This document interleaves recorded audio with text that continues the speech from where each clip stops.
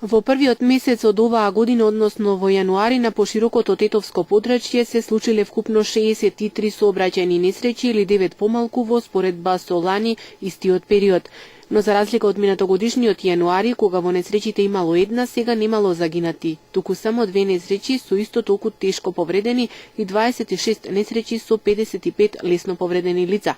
Како што информира портпаролот на СВР Тетово Марјан Јосифовски, најмногу од јануарските несреќи, поточно 35, завршиле со материјална штета, која се проценува на близу 2 милиони денари. Најголем број од несреќите се случиле на тетовските улици во централното подрачје, кои се всушност убедливо најпрометни и најфреквентни, како и на автопатот и во поширокиот Брвенечки регион.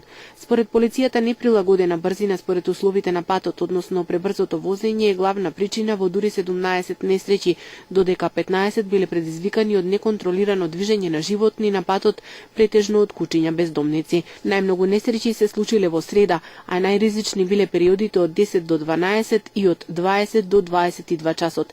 Минатиот месец биле извршени 1258 контроли на возила и возачи, при што кај 754 утврдена е неисправност.